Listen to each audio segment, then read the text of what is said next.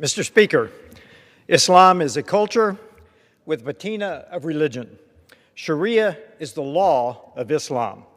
Sharia is dangerous. Western values form the basis for the founding of America, namely that rights come from our Creator. Ours is a Christian-based culture. Sharia, on the other hand, is a culture of violence and domination, totally anathema to the concept of individual freedom. The United States Constitution and Sharia are fundamentally at odds with one another. The Constitution begins with "we the people." Sharia states Allah has said. Followers of Sharia believe Muhammad received a divine legal code that stands supreme over all man-made laws. While Western civilization has evolved, Islam has not. Islam is stuck in the 8th century, and if they succeed at imposing their beliefs upon us, we will be dragged back into the Dark Ages. The contrasts are stark when comparing Sharia to the strides made by the United States in 250 years. The 13th Amendment to the U.S. Constitution abolished slavery, but there has never been an abolition movement in Islam. The Quran and Hadith even contain rules for slaves and the slave trade.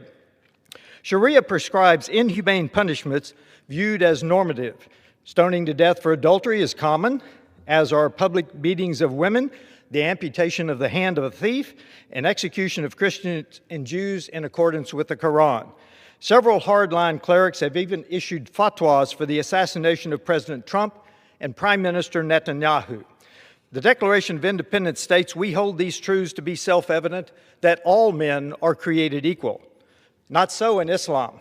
According to Sharia, the testimony of a non-Muslim is not valid against a Muslim in a court of law. A woman's testimony is equal to 1/2 of that of a man.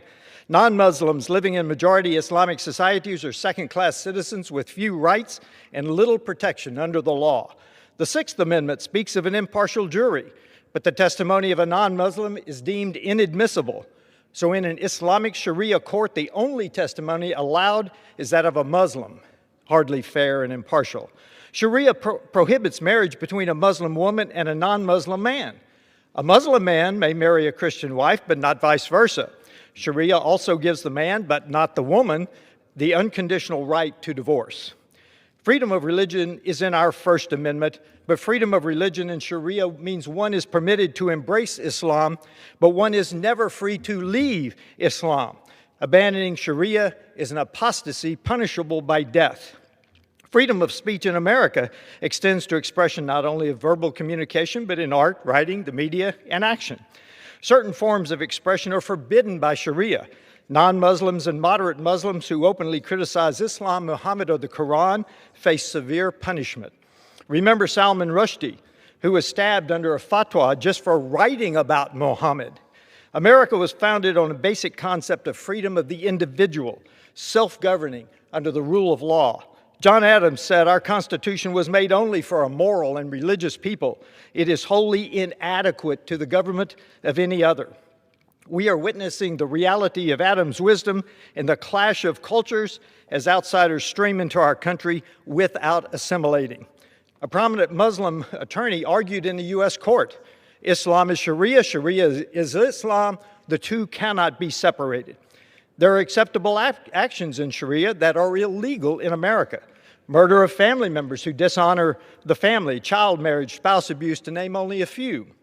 Our legal processes, developed through centuries of Western civilization, are not sufficient to confront the Sharia influence spreading across America.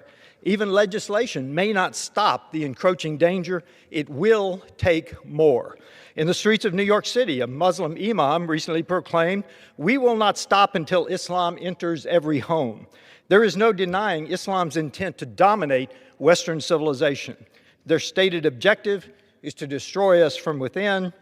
All who serve in this Congress swore to support and defend the Constitution of the United States against all enemies, foreign and domestic. This is a time for choosing. Either we defeat the Sharia advances in America, our government of the people, by the people, and for the people may indeed perish from the earth. I yield back.